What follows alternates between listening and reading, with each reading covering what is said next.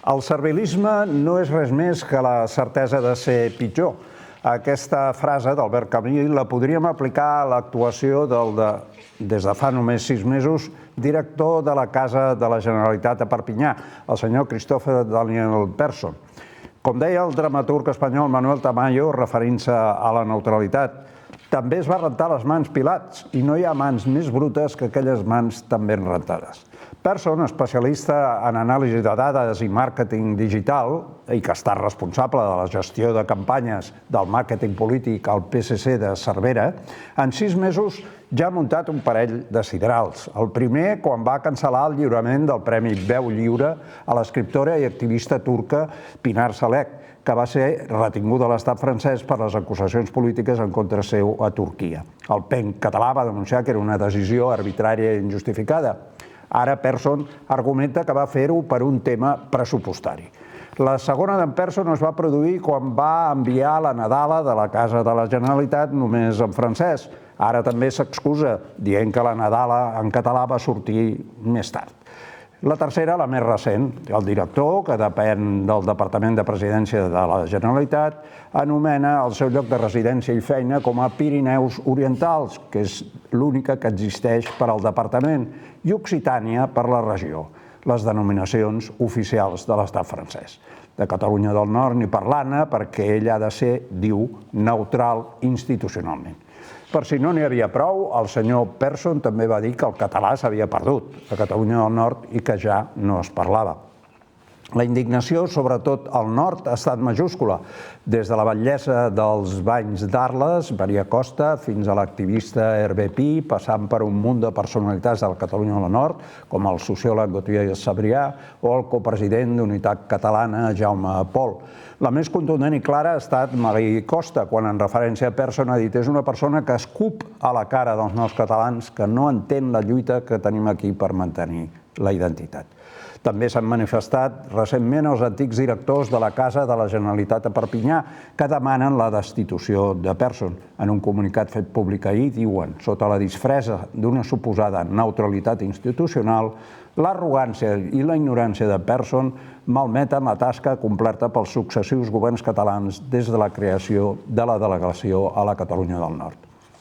En el programa d'avui parlarem també de paraules de presidents de Catalunya entre 1914 i 1933, Prat de la Riba, Puig i Cadafalch i Macià, i també repassarem l'intent històric d'encaix entre Catalunya i Espanya entre els anys 1833 i 1933. En parlem tot seguit amb els nostres convidats. Som-hi, comencem.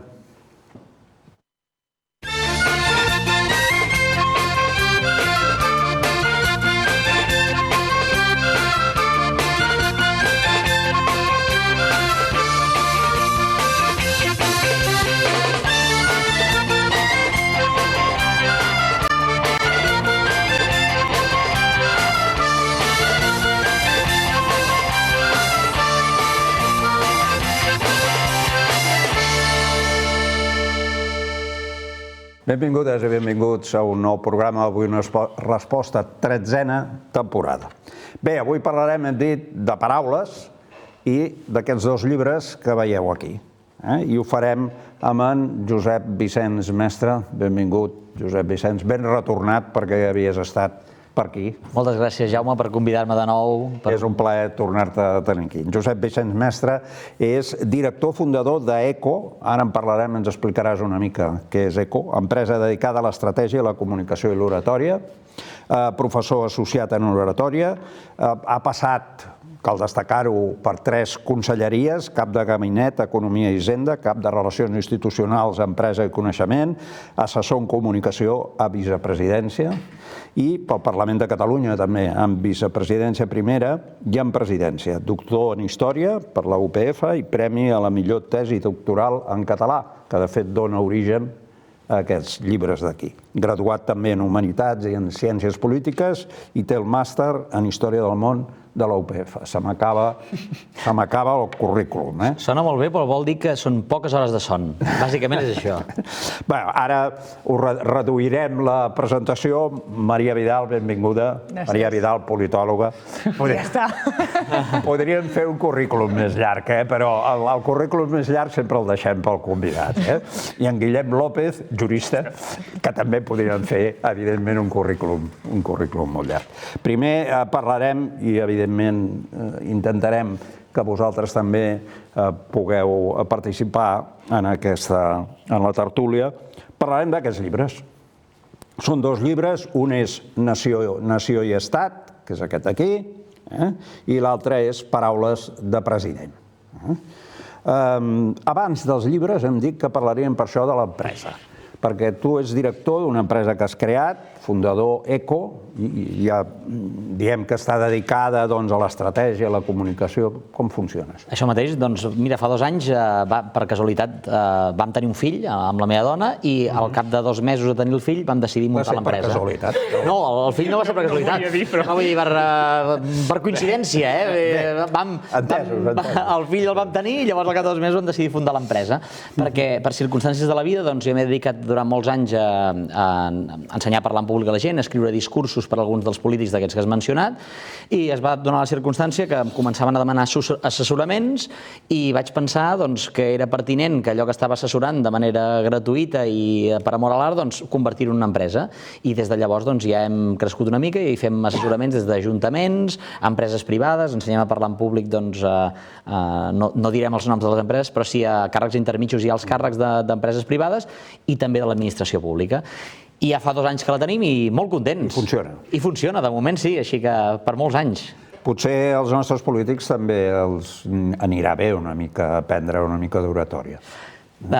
És desitjable. També és cert que els que ens dediquem a això som conscients que n'hem d'aprendre dia a dia i cada nou discurs, cada nova intervenció és un món. Per tant, n'han d'aprendre ells, però també els que contribuïm amb que l'oratòria sigui millor en aquest país. És professor d'oratòria. Doncs parlem una mica d'aquests llibres. Tal com hem comentat abans, són uns llibres que són el fruit, diguem-ne, d'una tesi doctoral. Tu fas una tesi doctoral per la UPF que té un premi a la millor tesi doctoral de la universitat. Un premi que no hauria de tenir. No l'hauria de tenir perquè a Alemanya no donen un premi a la millor tesi doctoral en alemany. I a Itàlia no donen un premi a la millor tesi doctoral en italià. T'entenc. El problema és que aquí l'hem de donar per prestigiar la llengua, perquè la llengua sigui llengua de ciència. I això és una anomalia enorme. És a dir, agraeixo moltíssim a la Universitat Pompeu Fabra que tingui aquest premi i que me l'atorguessin. És a dir, res a dir. El que passa és que és un símptoma, és un diagnòstic de que les coses no funcionen com haurien de funcionar. Perquè hauria de ser normal i natural que en la nostra llengua també puguem fer ciència. Tant és així que en 3 o 4 ocasions altres professors, que no pas el meu director de tesi, que sempre em va dir que ho fes en català, m'havien insistit, no, fes-la en anglès que tindrà més repercussió, fes-la en castellà perquè arribarà més gent. I el cert és que m'hi vaig negar per militància política, però també pel simple sentit comú que a qui més li pot interessar que Prat, Puig i Macià o que el concepte de nació i estat que els propis lectors en llengua catalana. Per tant, la ciència també s'ha de fer en català. Exacte. Aquest és un dels problemes segurament també que s'afegeixen els que tenim, que és el problema de la llengua, i que en aquest cas hauria de ser un premi a la millor tesi de la UPF sense cap més afegitó. Així mateix. Si em permets, hi ha una frase molt bonica d'un dels discursos de Prat de la Riba que diu que a la llengua catalana ha de tenir en intensitat el que per extensió sempre més ha de mancar-li. Què volia dir Prat de la Riba l'any 1914 amb aquesta frase que té molta vigència? Doncs que ell és conscient que la llengua castellana tindrà més extensió per tota Llatinoamèrica, la llengua alemanya, la llengua xinesa, la llengua anglesa, i que era conscient que el català no hauria de tenir mai, no podia tenir aquesta extensió. Però en canvi és interessant, sí que ha de tenir intensitat el que per extensió ha de mancar-li. D'alguna manera, aquestes 2 obres, vastes però també molt treballades, el que busquen és posar això, que puguem fer ciència del nostre país i que puguem autorreferenciar-nos, perquè si no ens estudiem nosaltres, qui ens estudiarà? Paraules de president. Paraules de president, de fet, són els discursos, bàsicament, dels 3 presidents del primer terç del segle XX, que són Prat de la Riba, president de la Mancomunitat, Puig i Cadafal també, president de la Mancomunitat, i Francesc Macià. Crec que la teva tesi continua, no?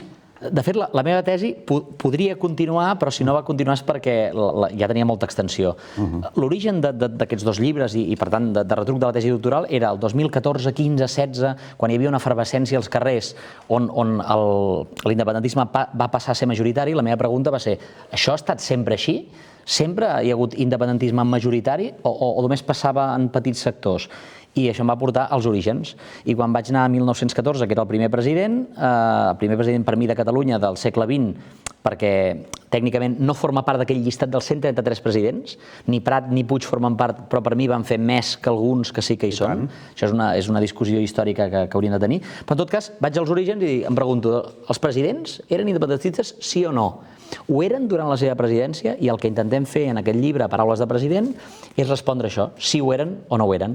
D'entrada no ho revelarem perquè si no el llegiran. No, home, no. En tot cas, podem aprofundir-hi més endavant. Sí que podem dir algunes coses sense fer l'espoiler. Sens dubte, això sí. Però en tot cas diríem que a través d'aquests discursos podem veure la trajectòria i podem veure una mica l'ideal polític de cadascun. Per exemple, si ens centrem en el primer, Prat de la Riba. El seu ideal era independentista, Prat de la Riba? Ara faré una cosa que no hem de fer els historiadors, que és fer ucronia, o dir-ho d'altra manera, fer presentisme. Imaginar que Prat de la Riba hauria estat el que no hauria estat. N'estic convençut que avui en dia, d'acord amb el context sociopolític i econòmic, Prat de la Riba hauria advocat per la independència de Catalunya. Ara bé, en el seu context, això no era el majoritari.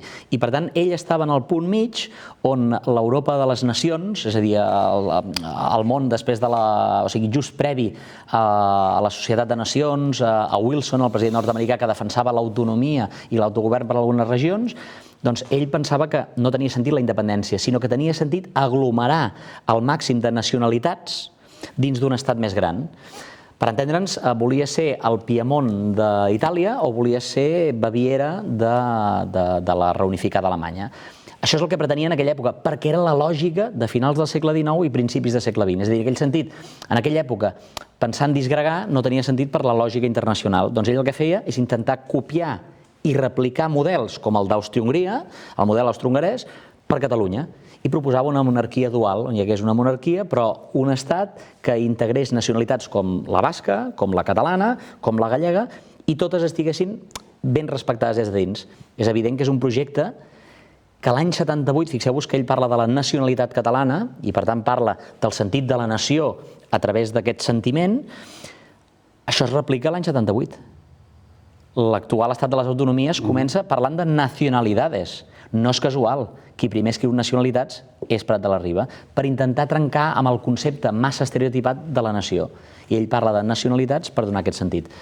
Doncs, en el fons, el que fa Prat de la Riba, per no extendre'm gaire, és intentar explicar el que és el concepte intangible de nació. Com definim què és la nació? Doncs la llengua, la història, la cultura, l'economia, la tradició jurídica, però això és molt difícil de donar-li cos, perquè això és un intangible. I el que diu és que Catalunya necessita un cos d'estat. És la famosa frase que tots tenim al cap que Prat de la Riba va dir: Catalunya necessita estructures d'estat. El que passa és que Prat de la Riba no parlava d'estructures d'estat independent, perquè en la lògica d'aquell moment no existia. Ara bé, n'estic segur que si en la lògica d'avui en dia Prat de la Riba visqués, aquelles estructures d'estat, sens dubte, serien estructures d'estat interdependents i confederalistes en Europa, però dins de l'estat espanyol serien absolutament independents. De fet, ell ja fa un immens treball amb unir les diputacions amb la mancomunitat i amb molt poca cosa, diguem-ne, amb molt pocs recursos, fa obres increïbles, de les quals avui encara n'estirem. Allò que deies de paraules, tots recordem que Prat de la Riba va dir, diu, una carretera, una biblioteca, policia, telèfon a tots els pobles. Això que sembla poc actual, és molt actual, perquè avui que trepitges les carreteres o passes per les carreteres del país i n'hi ha moltes que les connexions són de fa 100 anys, pràcticament. És a dir, hi ha obres que són de la mancomunitat i que no s'han renovat fins avui. Avui en dia no podem parlar de renovar el telèfon. Avui en dia parlem de renovar la fibra òptica. Doncs, actualitzant el discurs de Prat i també de Puig per extensió, crec que queda molt per fer. que és que per què Catalunya necessita un estat? Doncs per donar sentit i per protegir el sentiment nacional que té Catalunya, però també per donar i dotar d'infraestructures al territori, perquè sense infraestructures també és molt difícil connectar aquells intangibles que representa la nació. El tema és actual. Molt actual. És actual. Sense Prat no seríem on som avui, sense Puig no seríem on som avui, i sense Macià tampoc. Però és que sense Prat i Puig, Macià tampoc no hauria sigut qui és. Puig i Cadafalch. Puig i Cadafalch és el successor, diguem-ne, a Prat de la Riba. És diferent, Puig i Cadafalch. Bé, Puig i Cadafalch era... A més, ha estat una mica criticat per la seva, diguem-ne, actuació amb el cop d'estat, no? Amb el cop d'estat d'en Primo de Rivera. De fet, segurament se l'ha menys tingut bastant per la seva obra. Era una persona que ell havia estudiat 3 carreres, un doctorat. Deien les cròniques de l'època que era aspre i cantellut. Per què? Perquè sabia molt intel·ligent, però tenia motius, és a dir, era arqueòleg, era arquitecte, s'havia llicenciat en físiques, és a dir, era un personatge molt bo realment. En realitat, el plantegem com a successor, però en realitat treballaven colze a colze. Fins i tot el Centre Escolar Catalanista, l'any 1890-1889, va ser primer president Puig i Cadafalch que no Prat de la Riba. Després Prat de la Riba va agafar més pes i, per tant, havien treballat colze a colze. Cadascú, és a dir, Prat era més l'ideòleg i Puig i Cadafalch era més el que s'havia de centrar en nacionalitzar Catalunya, en recuperar l'essència de la nació. Per això és el recuperador d'Empúries, és el recuperador de les pintures de Taüll, és el recuperador de la nacionalització de Catalunya. Per això, a través de l'art arquitectònic, ell proposava que l'art arquitectònic no és el d'una persona, sinó és el d'una comunitat i una manera de veure el món. En Puig i Cadafalch és potser molt més conegut per la seva obra arquitectònica. Com a president. I permet, has dit que es va defenestrar, i el van desfenestrar, i que va donar suport tàcit. Per què va donar suport? Algun motiu hi havia, no? Hi haurà algú que dirà que era ingenu, però hi ha una cosa que hem descobert fa relativament poc, que ho ha descobert el director de la meva tesi doctoral, que és que sabeu que Puig i Cadafalch, bueno, a aquella època els presidents, quan deixaven de ser presidents, es podien endur tots els documents cap a casa, perquè formava part de la lògica. Era propietat seva. Llavors ell s'ho va endur i va tancar en una habitació tapiada a casa seva, com que era arquitecte la va tapiar tan bé que no s'ha descobert fins fa molt poc temps. I de fet aquest arxiu s'ha remenat poc. Doncs el director de la meva tesi doctoral, en Josep Pic, ha descobert una cosa, que és que tenia un decret llei on regionalitzava Catalunya i hi havia la signatura de Prat de la Riba, de Puig i Cadafalch i de Primo de Rivera, que només faltava per signar. Què demostra això? Que tenien pactat que l'autonomia de Catalunya arribaria gràcies al dictador. Pensar això, podem dir amb ulls d'avui, home, potser és una miqueta ingenu pensar que un dictador regionalitzarà Catalunya o que li donarà l'autonomia. Però en la lògica de l'època, en la lògica del pistolarisme que hi havia molta conflictivitat als carrers i on calia posar, no diré ordre, però calia simplificar l'administració i donar pes a Catalunya, ells van pensar, ostres, si Primo de Rivera arriba dictador gràcies als catalanistes, ens en deu una, i per tant, quid pro quo. El que passa és que quan va arribar a ser dictador, va veure que van enredar una mica, no necessitava els catalanistes. Com acostuma a passar, són massa malfiats i són massa pactistes. I d'aquí que després l'hagi caigut en l'ostracisme. I arribem, evidentment, a Francesc Macià. Francesc Macià és evident que és independentista, però podríem dir que és independentista fins que arriba a president? Segurament és independentista a pesar del seu entorn.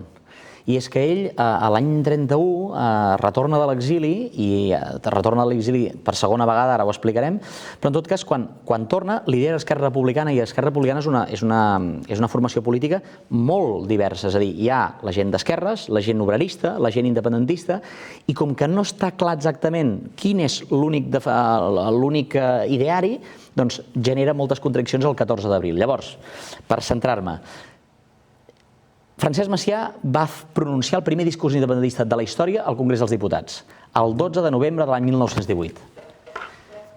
Unes setmanes més tard, mentre Puig i Cadafalch defensava l'autonomia de Catalunya des del Palau de la Generalitat, Francesc Macià era pujat a espatlles dels seus correligionaris enmig de l'acte, interrompien l'acte, Puig i Cadafalch li deixava fer un discurs i ell deia, escolta'm, això de l'autonomia que està fent vostè, Puig i Cadafalch, no serveix per res, hem d'anar a la independència.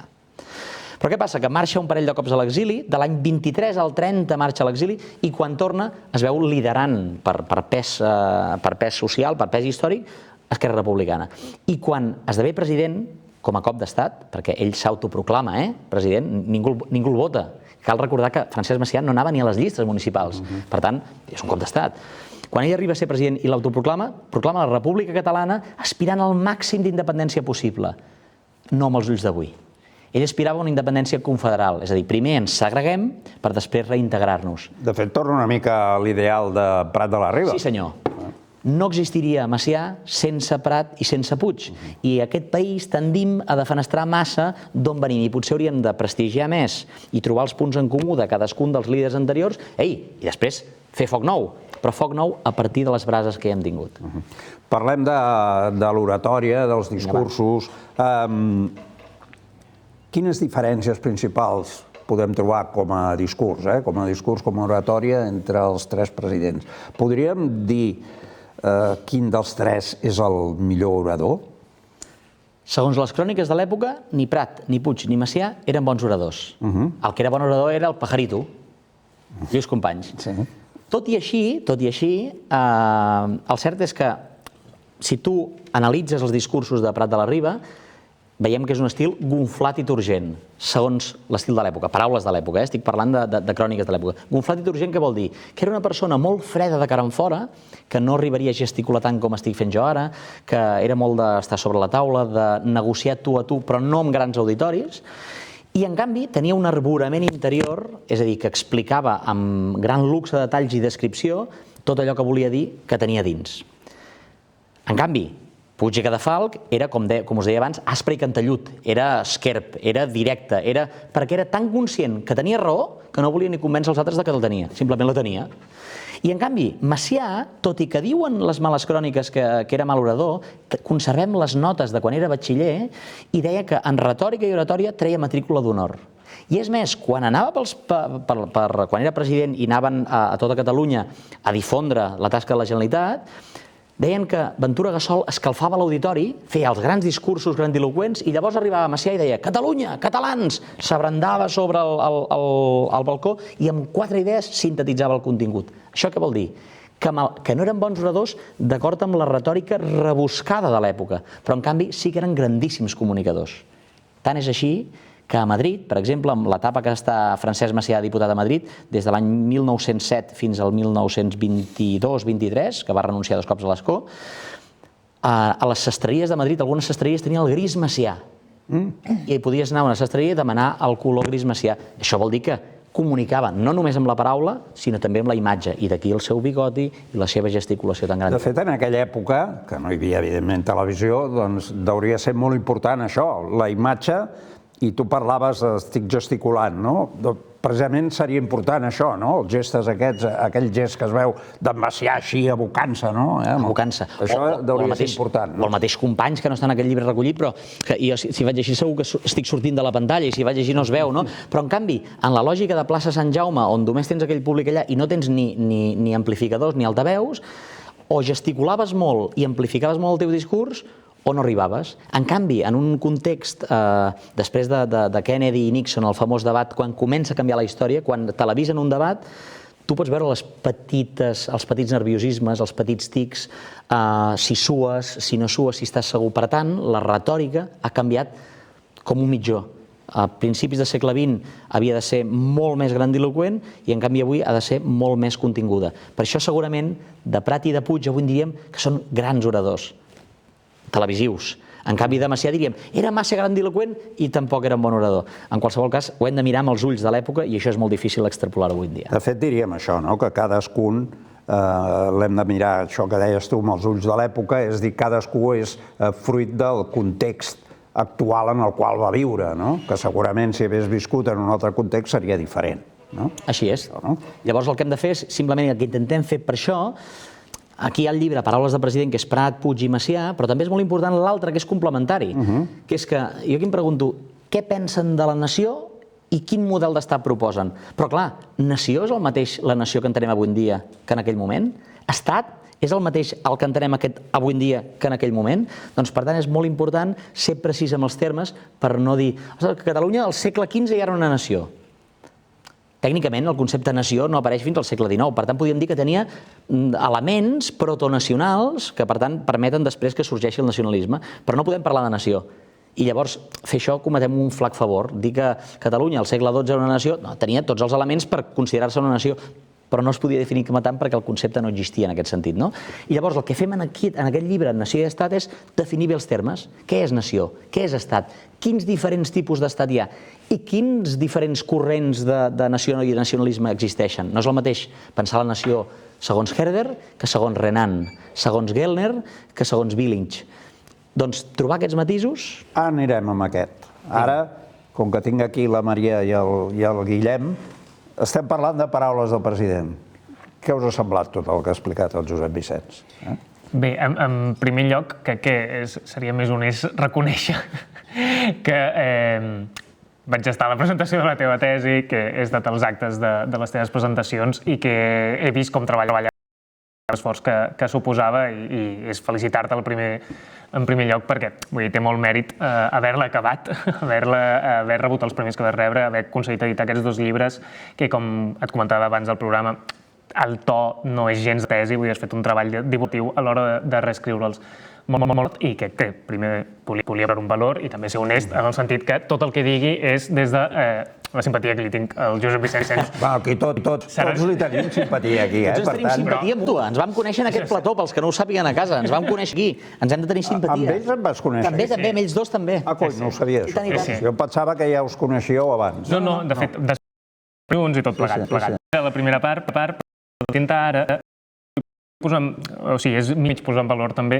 Crec que té molt més oratòria, tenint en compte que és una existeix i que, de certa manera, vist des de la meva perspectiva, camufla d'història perquè tingués un lloc a l'Acadèmia a Catalunya. Clar, et sentim, normalment en les teves qüestions parles més de la part història, de dir que de la part de història i seràs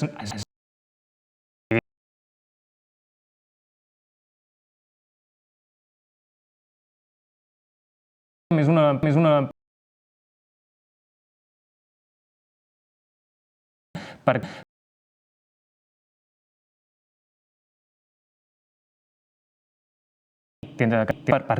crear aquesta història.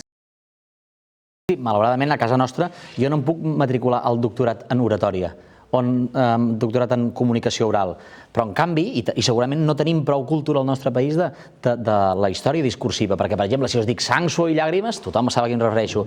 No preguntis què pots fer el teu país per tu, sinó què pots fer tu pel teu país. Sabem de què estem parlant, no? En canvi, aquí, més enllà del tornem a sofrir, tornem a lluitar, tornem a vèncer, ens costa. I això demostra un buit, que t'agraeixo que complementis, perquè un buit que tenim, que és que està molt bé fer una tesi d'història, però també de la comunicació oral i de quins han sigut els discursos més importants de la nostra història, no només dels presidents, sinó també d'altres personatges.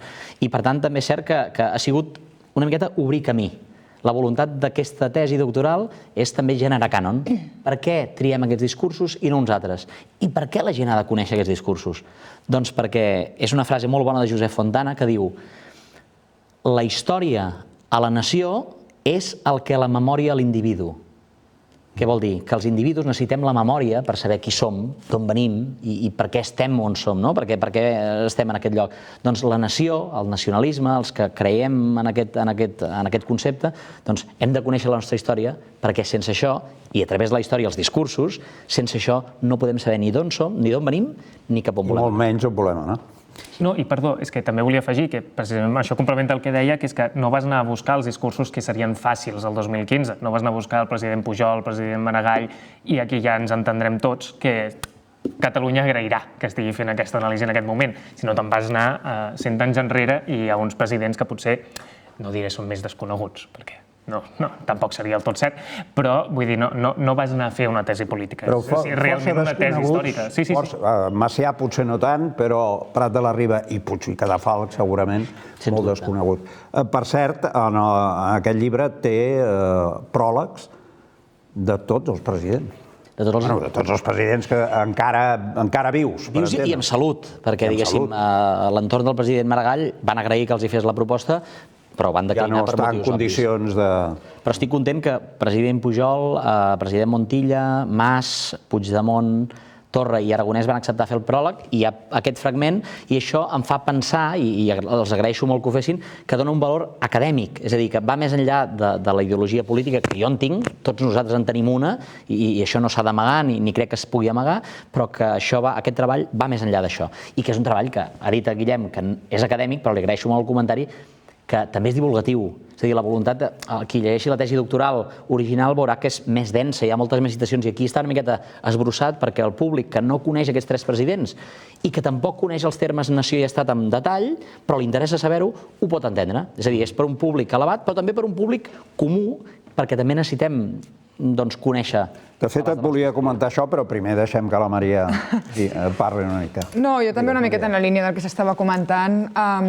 Crec que realment és un treball molt necessari perquè les figures, sobretot del Prat de la Riba i de Macià, perquè Puig i Cadafal, com hem comentat, per no entrar en detalls, doncs potser ningú en parla gaire, més enllà de la seva faceta d'arquitecte, doncs se'ls ha apropiat molt i se'ls ha utilitzat molt políticament, sobretot els últims anys, fins al punt que s'ha desdibuixat realment qui era, què van fer i les seves opinions sobre la independència. És a dir, s'ha posat a Macià com una espècie d'independentista del segle XXI, quan en realitat va ser independentista de la seva època, i és molt interessant mirar-ho, és molt interessant entendre per què algú amb la seva ideologia va haver d'expressar-se de la manera que s'havia d'expressar i va haver de mantenir els equilibris polítics que va haver de mantenir, i també per combatre segons quins discursos des de l'altra banda, espanyolista, de dir no, aquests en realitat no eren catalanistes perquè van col·laborar amb els espanyols amb això, van fer ABCD, per tant no hi ha hagut realment cap president independentista, i l'independentisme és una ideologia que no existeix i que és nova.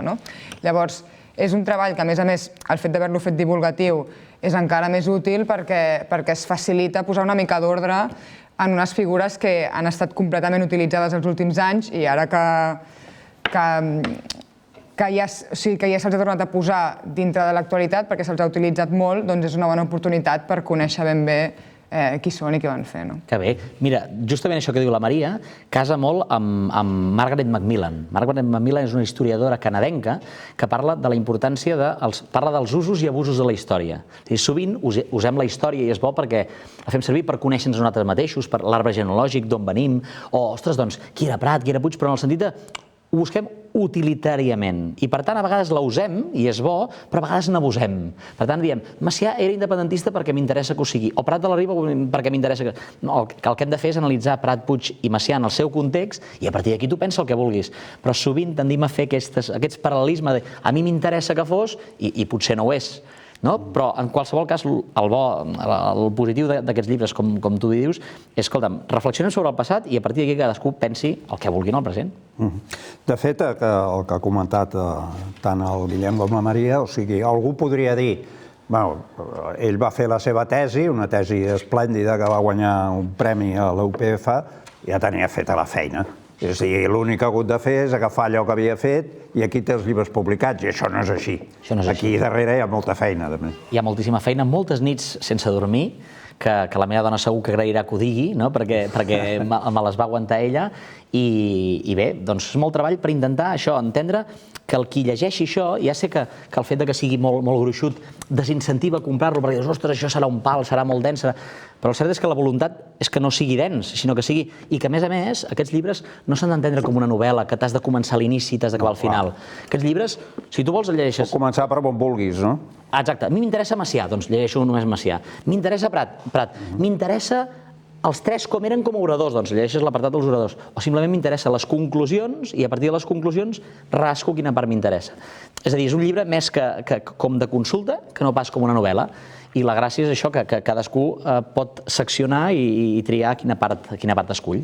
I llavors aquest llibre dona origen a aquest altre, el de Nació i Estat, amb aquest subtítol, l'intent d'encaix entre Catalunya i Espanya 1833-1933. Amb aquesta portada, que no es veu gaire bé el mapa aquest, però que és un mapa molt curiós del 1852, crec que és, que veiem la part, ja dic, no es veu gaire, però la part, diguem-ne, que són els països catalans, és la part, diguem-ne, que en diuen Espanya incorporada o assimilada. Espanya incorporada o assimilada. I, en canvi, tota l'altra part, més de domini castellà, és l'Espanya uniforme puramente constitucional. I després hi ha un raconet que és l'Espanya foral. O sigui, aquest mapa, 1852, crec que ho diu pràcticament tot. I el puzzle aquest també ho diu tot, perquè no hi ha manera de muntar aquest puzzle. No hi ha manera d'encaixar-ho. D'alguna manera s'ha intentat masses vegades buscar aquest encaix entre dues o més nacions dins d'un estat plurinacional, però clar, és que el federalisme, que ja als últims anys hem descobert que és més un fullet i és més un anhel que no pas una realitat, és que si vas a l'arrel de la paraula, federalisme ve de la paraula llatina foedus, que vol dir pacte, i pacte vol dir entre dos. Si no hi ha dos que vulguin pactar, aquest pacte és irrellevant. De fet, el president Macià, quan el 14 d'abril proclama la República Catalana, de fet, fa 3 o 4 proclames al llarg del dia, va canviant el concepte per adaptar-lo, no ho fa sol.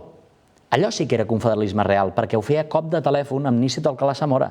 I no era casual que després li permetin mantenir la Generalitat de Catalunya, és a dir, reduir la República Catalana a Generalitat. I això ho fa perquè ho fa consensuadament amb Madrid. Avui en dia no haguéssim entès si Puigdemont o Torra o Aragonès haguessin fet a cop de telèfon l'intent d'independència l'any 17, 18 o 19. Són dos conceptes diferents, per tant s'han d'inserir en cada context històric. I deixeu-me fer-vos una proposta, una miqueta de joc, aviam si coneixeu qui va ser el primer que va dir algunes d'aquestes paraules. Tots coneixeu, abans hem dit, les estructures d'estat. Estructures d'estat ho va dir Prat de la Riba, ara s'ha de dubtar, Prat de la Riba, aquesta és fàcil. En canvi, sabeu, eleccions plebiscitàries. Qui ho va dir per primer cop, eleccions plebiscitàries? Macià? No ho va dir Macià. Clar, us sonen d'eleccions plebiscitàries d'Artur Mas, oi que sí? Sí, això diuen, això és d'ara, no? Això és ara, doncs, de qui diríeu que és? Em van dir que Macià no ho és? De qui diríeu que és, de Prat o de Puig? Vinga, de Puig. És de Puig, i és de Puig de l'any 19, perquè va fer unes eleccions plebiscitàries en les quals va demanar als municipis catalans si volien l'autonomia per Catalunya. Els sona l'autonomia de l'any 78, de l'any 81? Doncs, d'alguna manera, l'autonomia de l'any 80 ja es demanava l'any 19. Van redactar un estatut que mai va ser aprovat, que després l'Estatut de l'any 1932 veu d'aquell estatut i l'Estatut de l'any 78 o de l'any 80 veu també de l'Estatut del 32. Què vull dir? Que hi ha ressons històrics i que les eleccions plebiscitàries les pronuncia per primer cop Josep Puig i Cadafalch quan demanava als municipis catalans si volien l'autonomia per Catalunya o no. Sabeu quin va ser el resultat? El 98% dels municipis, que no de població, perquè això ho preguntaven a les alcaldies, 98% dels municipis a favor de l'autonomia de Catalunya. Sabeu quina va ser la resposta de Madrid? M'ho imagino. La de sempre, de cap manera. M'ho imagino. Us faig una altra pregunta. Vinga, va. Algunes més, va. Sabeu qui va parlar primer de competències i de delegacions? Primer que en va parlar, Macià, Prat o Puig, va. Prat. Prat. Jo voto Prat, també. De fet, Sí, val, això. Sí. qui primer pronuncia és Puig i Cadafalch. Per això dèiem... Puig i Cadafalch, una Puig i altra Cadafalch, vegada. és curiós, el que imaginava, perquè Prat de la Riba ho volia fer de manera pactada. Prat de la Riba el que volia és que Prat de la Riba parla de que la Mancomunitat és un got, literalment, parla d'un got, buit de contingut. És a dir, fins a aquell moment Catalunya estava esquarterada en 4 diputacions i simplement el que feien és reunir-ho per poder tornar a omplir-ho de contingut. Però el que demanava és contingut. I demanava les transferències de continguts, les delegacions. I qui realment en parla amb més profunditat és Puig i Cadafalch, perquè veiem aquestes assimilacions històriques. I va, una altra assimilació històrica, un altre paral·lelisme. A qui diríeu més que s'assembla Puigdemont? A Prat, a Puig o a Macià? Puigdemont. Macià no, penso. Però has de justificar això, És difícil de veure, però a veure si tornarà a ser Puig i Cadafalch. Mireu, hi ha una anècdota molt bonica que és que... S'assembla Macià amb un tema que em sembla que vas per aquí. Digue-ho. El 8 d'agost de l'any 2024, Puigdemont va fer una incursió, va fer un discurs per aquí anava jo. I va marxar, oi? Doncs, curiosament, al setembre de l'any 1930, Macià fa una incursió a Catalunya, al setembre, diria el 26 o el 27 de setembre de l'any 1930, fa una incursió, es fa fotos amb periodistes, dina a casa el seu gendre, el doctor Pairí, i la policia va a casa al seu gendre i li va dir: escolti'm, senyor Macià, l'hem de detenir. I diu: no, quina hora de detenció teniu? De cap manera. I fins que no es va presentar el cap de la policia a casa seva i se'l van portar, però se'l van portar, no el va detenir, La policia el rapta, el segresta, se l'emporta a la frontera amb Perpinyà, a Perpinyà... A fora. Exacte, literalment, el segresta, el porta a la frontera, la policia francesa el porta fins a Brussel·les, fins a la frontera amb Bèlgica, i a Bèlgica el porten fins a casa seva, a Brussel·les. Al cap de 6 o 7 mesos d'aquell fet, Macià va tornar definitivament. Ara estem ja als 6 o 7 mesos d'aquella tornada. Què vols dir, que això és un auguri? De moment soc historiador, no futuròleg, per tant no ho podem saber. En tot cas, algun paral·lelisme sí que té, Què dieu d'això? No crec que torni en les properes setmanes, si era aquesta la pregunta. No, les properes no. Segur que no. És difícil, la veritat. Però està bé veure com veuen uns presidents dels altres i com que històricament a vegades sembla que és el dia de la marmota, però en realitat són contextos diferents que a vegades ressonen. És a dir, és allò que deien que la història no repeteix, però ressona. I algunes coses té. Bona frase aquesta també. De fet, en aquest llibre vas parlant d'això, de les diferències, que és una nació, que és un estat, de les diferències segons l'època també, perquè en realitat entre el que diríem l'estat independent i l'estat unitari, centralitzat, etc. i així, hi ha tot un munt de grisos. Un seria el blanc i l'altre seria el negre, però entremig hi ha tot un munt de grisos que van sortint amb aquest llibre. I això és el que precisament trobo interessant d'aquest llibre, que és que habitualment pel carrer pensem no, jo soc federalista, jo prefereixo un federalisme asimètric. No, és que Espanya ja és una federació. Quan parlem de tots aquests conceptes de manera massa vulgar i massa en termes d'opinologia, a vegades no sabem quin és el concepte. I per això a mi m'ha interessat estudiar-ho i per això intento resumir-ho en aquest llibre de Nació i Estat. És que hi ha el confederalisme, el federalisme asimètric, el federalisme simètric, després tenim el regionalisme, l'autonomisme i tants d'altres matisos que copsats amb 200-300 pàgines crec que es pot ser interessant per un lector mitjà que com jo, com vosaltres, us interessa per la nació i Catalunya és una nació, sí o no?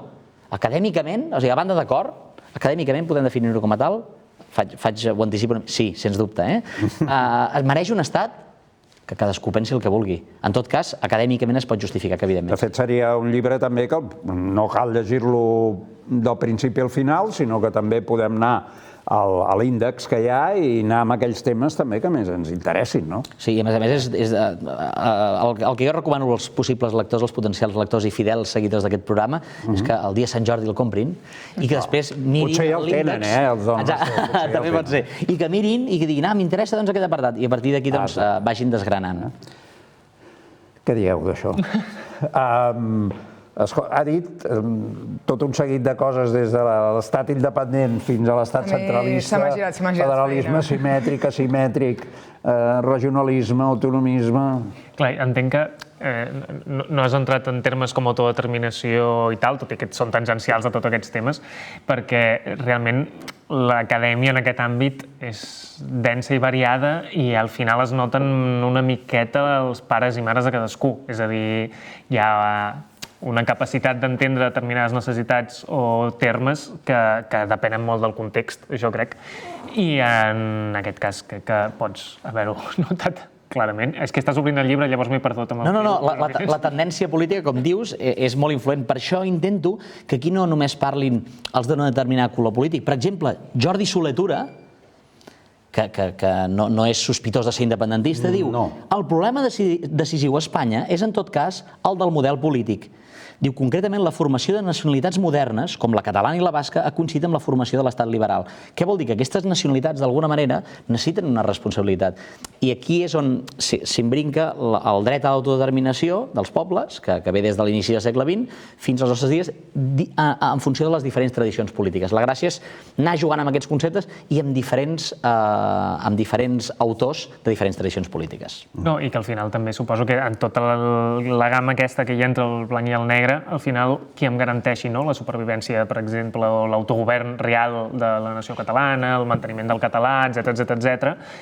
I arriba un punt en què m'és igual el model mentre això sigui possible. El problema és que anem, una mica també el treball que has fet és anar veient com aquest encaix és impossible. Per tant, ja és igual com vagis graduant aquests termes que al final acaba semblant, no és de fet, per tots nosaltres, que la independència és l'única manera... Perquè, de fet, potser hem arribat a la conclusió que és tan o més complicat ser independents que tenir un federalisme o un confederalisme. O potser fins i tot és més complicat un confederalisme o un federalisme perquè has d'arribar has d'arribar-hi a través d'una negociació que una independència que pots declarar i ja negociaràs després. De fet, el futur serà dur i difícil segur en qualsevol circumstància. Això segur. Per tant, per què no intentar-ho? O sigui, partint de la base que serà difícil, doncs escolta'm, que cadascú, defensant els seus principis, ho defensi democràticament i que s'arribi a la solució el més majoritària possible, però que també més democràtica possible. Tu has dit que... Digues. No, perdó, és que tinc una pregunta sobre el nostre estat. Aleshores, l'estructura d'aquest llibre, quina és exactament? Agafes tots aquests intents d'encaix i de solució i els vas desgranant històricament i tot això, o com funciona? En primer lloc, ens preguntem, què és nació? Què és nacionalisme? I a partir d'aquí, doncs, la definició dels mots, l'origen dels mots, si Herder, si Renan, si Gellner, si totes les tradicions. O sigui, vas als pensadors i intel·lectuals també de... Exacte, marc teòric. Llavors, Catalunya és una nació? El nom fa la cosa, sí o no? Espanya és una nació? Sí o no? Acadèmicament definim si ho és o no ho és. Després ja ho trobarem, I a partir d'aquí anem als orígens del catalanisme polític, és a dir, si Catalunya és una nació, per què ho és? Qui és els primers que defineixen? I anem a Valentí Almirall, a Torres i Bages i a l'amalgamador d'Almirall i Torres i Bages, que és Prat de la Riba. És a dir, des d'un progressisme que defensa el particularisme, que no l'autonomisme, sinó el particularisme, la particularitat de Catalunya, pensant en el self-government del Regne Unit. I per altra banda, doncs, Torres i Bages, que és més ruralista, conservador, més cap endins, doncs hi ha un amalgamador que es diu Prat de la Riba. I llavors aquí és on acaba aquest llibre, amb Prat de la Riba, que és l'amalgamador dels dos, i comença aquí, que és a través de les paraules de Prat i de Puig i de Macià, com apliquen els termes nació i els termes estat. I havent fet tota aquesta feina de recull no només de les teories internacionals, sinó després com s'aterren aquí, creus que actualment tenim una mica de falta d'intel·lectuals de la talla de Prat de la Riba? És a dir, s'ha de renovar tota aquesta teoria o en realitat ja està renovada i simplement és allò que no te n'adones perquè ho tens molt a prop? Doncs és una bona pregunta, no me l'he feta. Si la tenim massa a prop, és que no ens la llegim prou, no ens la creiem prou. Això et donaria la raó. El que passa és que segurament no tenim un caldo de cultiu suficient com perquè hi hagi intel·lectuals que vagin aportant idees que no les assignem a un grup polític. És a dir, sovint potser necessitaríem pensadors que facin de think tank i que emetin pensament i que diguin, això són propostes. Si els tenim, malauradament els identifiquem massa a un grup polític. I si no els tenim és que fa falta potenciar-los. En això estic totalment d'acord. Per tant, d'alguna manera, com a país ens faltarien pensadors no transversals, sinó que facin propostes que després puguin veure en tots els partits polítics. Totalment d'acord. De fet, tu has dit que les paraules tenen un poder màgic, són reflex de realitat i projecció d'un desig. Però les paraules, de vegades, no són els arbres que no ens deixen veure el bosc. Potser sí. Això... Sobretot ara, sobretot a l'època actual, contemporània. Aviam, de vegades les paraules estan denostades perquè diem no, és que els polítics no compleixen les promeses, que els polítics parlen i després no compleixen. Però el cert és que les paraules, d'una banda, llegint aquests discursos o llegint els textos de nació, et permeten entendre cada context. D'una banda, són reflex, per tant, et permeten fer fotografies no estàtiques, sinó movibles de cada moment. En moviment, perdó. I d'altra banda, també són projeccions. D'alguna manera critiquem els polítics que és que, ostres, que no és el reflex del que està passant, és una projecció, perquè en els polítics, sobretot els discursos polítics, han de tenir un punt de projecció, han de tenir un punt d'anhel, han de tenir un punt d'utopia, perquè sense l'utopia no podem viure. I les paraules el que fan justament és això, projectar imaginaris, projectar ideals, apuntar alt i després, si cal, quedar-nos una miqueta més a baix. Però hem d'apuntar alt. Seria així? Sí, o sigui, jo el que digui el Josep Vicenç ja avanço que el meu... Però de vegades, si no s'arriba amb aquesta utopia, llavors és quan ve el desencís, no? I jo crec que la desconnexió entre el discurs i la realitat s'ha de treballar d'alguna manera que no sembli que és real. Vull dir que hem d'aspirar a l'utopia explicant exactament una miqueta com hi arribarem o engrescant o aprofitant aquells sentiments per alguna cosa mínimament coherent amb aquella utopia que estem presentant. És a dir, que ja evidentment, sé que n'és conscient, hi ha molts grisos. Hi ha d'haver un equilibri. I sempre, com que no es pot definir exactament, per això tenim aquesta mena de sensació de dir ostres, que per on s'agafa això, no? Però això forma part. De fet, hi ha un filòsof que es diu Peter Sloterdijk, que acaba de treure un llibre que es diu, acaba de treure fa uns mesos, que es diu Pensar el gris. És a dir, sovint, a la història, hem pensat o el blanc o el negre. L'home és bo per naturalesa o és dolent per naturalesa? Bé, doncs l'ésser humà pot ser bo i pot ser dolent, depèn del moment, no? En el fons les paraules són això, doncs és projecció del que volem ser i per tant crec que és més precís i millor analitzar els grisos que no només buscar el blanc o el negre. És a dir, el blanc o el negre han de ser horitzons a divisar i a partir de l'horitzó trobar el punt de gris que ens interessa a nosaltres. De fet, potser seria això que pensem massa en el blanc i el negre quan hi ha tot una àmplia varietat i matisos de gris, fins i tot el gris macià. Sí senyor, el gris macià, ben tancat. Bé, doncs hem arribat al final. Moltes gràcies, Josep Vicens. Ha estat un plaer. Nació i Estat, paraules de president. Si no el teniu, ja recordeu, d'aquí cara a Sant Jordi estaràs signant en algun lloc. Allà on ens digui l'editorial. Vinga. I deixeu-me dir que segueixin veient aquest programa, els fidels seguidors d'aquest programa, perquè això en si mateix és una estructura d'estat, amb tota la modèstia del món, però també amb tota l'ambició. Molt bé, Josep Vicens. Després em passes la factura per aquesta frase. Moltes gràcies, Maria, moltes gràcies, Guillem. Nosaltres, com sempre, marxem amb la frase de la setmana, avui doncs, del personatge de Mafalda, que deia: què importen els anys? Allò que realment importa és comprovar que, al cap i a la fi, la major edat de la vida és estar viu. Tornem la setmana que ve. Permetre una injustícia significa obrir el camí a totes les que la segueixen. Que tingueu una bona setmana i, com sempre, molt bona feina.